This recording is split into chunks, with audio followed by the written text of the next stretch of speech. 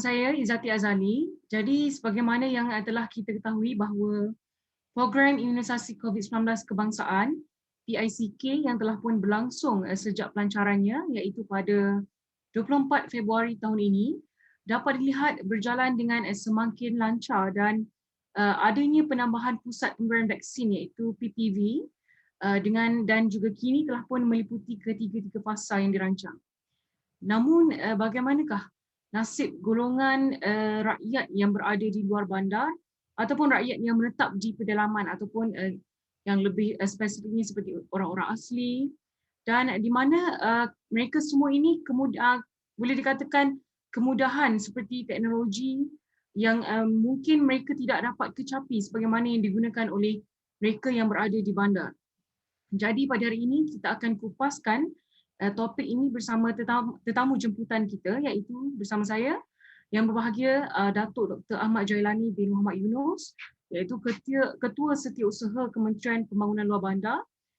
Assalamualaikum dan selamat pagi Datuk.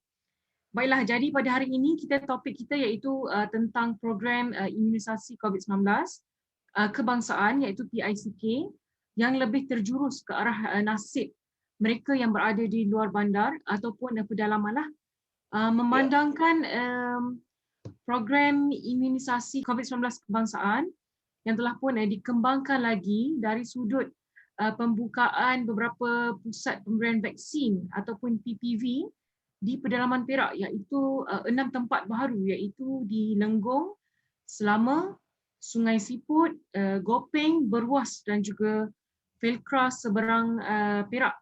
Jadi bolehkah Datuk kongsikan halangan ataupun cabaran yang mungkin pihak kementerian akan hadapi sekiranya ada daripada mereka yang memilih untuk menolak program pemberian vaksin tersebut serta gagal untuk mencapai lonjakan kadar vaksinasi yang dirancang oleh kerajaan. Silakan Datuk. Terima kasih. Soalan yang cukup popular lah sekarang ni. Di peringkat awal itu ada banyak juga yang menentang. Kalau saya boleh ambil contoh di dalam kalangan masyarakat orang asli ni, tadi pun disebut kalangan orang asli, di mana ada pihak yang menentang, ada pihak yang bukan menentang, dia pun tak tahu, jadi dia pun tak buat keputusan. Jadi apabila kita buat pengedaran borang-borang untuk diisi, borang-borang penerimaan, ada yang tak menghantar. Jadi bila kita membuat tinjauan ke rumah-rumah dan mendapatkan maklumat balas kenapa tidak menulis ataupun tidak menghantar semula borang-borang ini adalah kebanyakannya itu tidak tahu dan juga mempunyai satu perasaan was-was sama ada vaksin ini wajar diambil ataupun tidak wajar diambil. Tapi alhamdulillah kita telah pun mengambil satu langkah ke hadapan dengan mengarahkan semua ketua-ketua masyarakat khususnya Tok Batin dan juga ketua-ketua kampung untuk menerima dos dulu. Jadi kalau ketua-ketua kampung dan juga Tok Batin ini sebagai frontline yang pertama untuk menerima dos ini, saya percaya kerana masyarakat orang asli ni dia are very tribal. Tribal ni maknanya dia leadership through example lah. Kalau ketua tu cucuk dan dia pun tengok ketua tu selepas cucuk tak ada apa-apa kesan yang negatif ataupun tidak ada tanda-tanda yang menunjukkan gejala-gejala yang tidak sihat, saya percaya maka lebih ramai. Dan alhamdulillah semalam pun kita buat di pusat kita di orang asli di Gombak dan kita beri dos kepada ketua masyarakat orang asli dan juga pegawai JAKUA sendiri.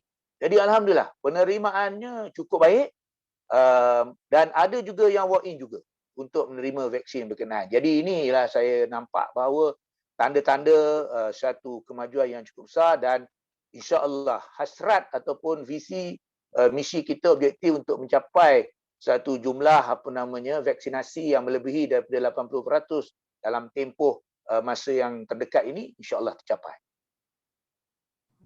Okey, baiklah.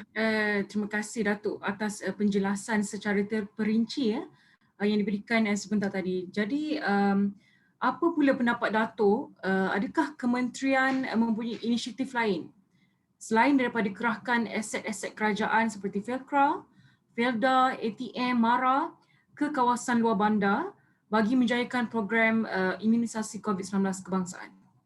Apa pendapat Datuk?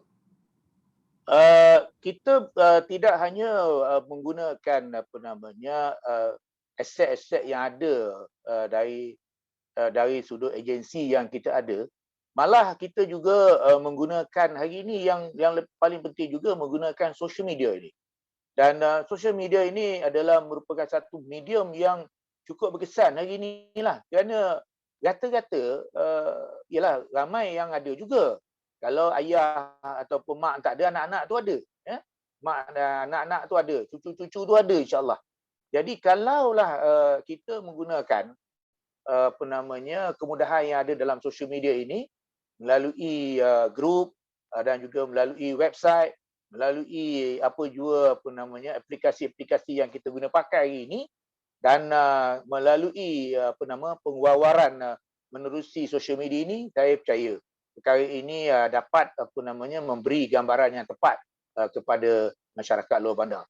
Kerana media ni memang peranannya cukup pentinglah dalam mewar-warkan apa jua promosi dan juga kempen-kempen dalam proses untuk memberi kesedaran kepada semua masyarakat, khusus kepada masyarakat luar bandar ini. Jadi di situ kita dapat lihat bahawa perkongsian yang diberikan oleh Datuk tentang mungkin inisiatif yang lain bakal dilaksanakan buat mereka yang berada di kawasan luar bandar seperti menggunakan sosial media. Saya mempunyai satu soalan, bagaimana proses pendaftaran bagi golongan luar bandar sekiranya mereka tiada sebarang bantuan teknologi?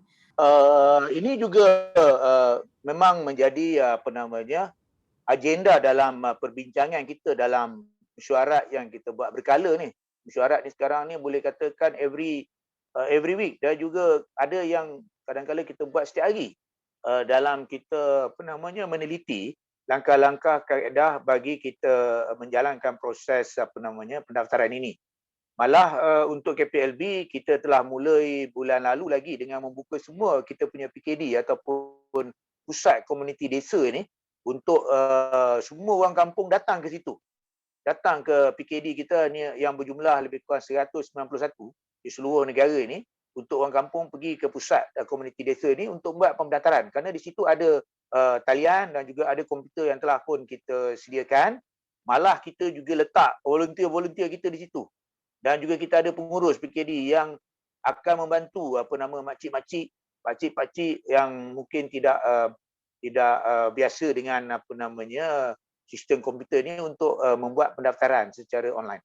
Dan selain daripada itu juga, kita juga pergi dari rumah ke rumah untuk bertanyakan kalau ada lagi mana-mana pihak yang belum lagi membuat pendaftaran ini, untuk kita tolong buatkan pendaftaran kepada mereka juga. Begitu juga bagi mereka yang dalam kategori OKU dan mereka yang terlantar di rumah, juga akan dilawatilah ke rumah-rumah mereka untuk diberi penjelasan dan juga didaftarkan sekali. Proses ini memang mengambil masa sedikit kerana ianya melibatkan mobilisasi pegawai, kerana ini memerlukan gerak kerja tambahan dalam kalangan pegawai.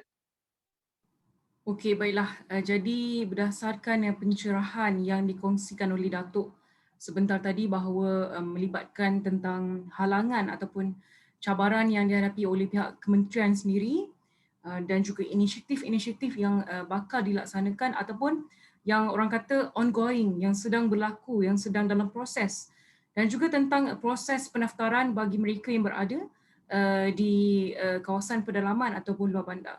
Jadi terima kasih kami ucapkan kepada pihak Datuk yang memberi perkongsian berkaitan dengan topik PICK ataupun dalam temu bual inilah pada hari ini. Terima kasih Datuk kerana sudi untuk berkongsi bersama kami.